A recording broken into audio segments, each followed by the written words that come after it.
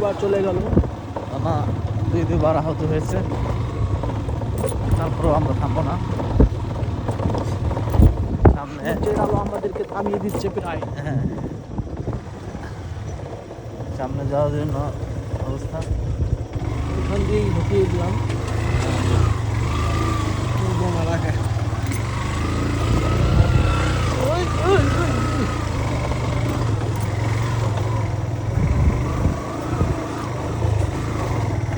রাস্তাটা কিভাবে যেন কোথায় দিয়ে চলে গেল কিছুই বুঝে উঠতে পারছি না।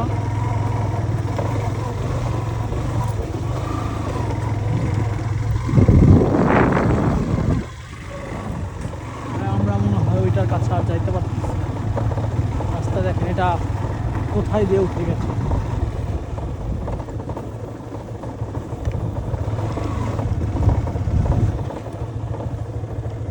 ওই যে সেই বাবলা গাছ পিছিয়ে ফেলে আসলাম, চাইলে দর্শন করতে পারি।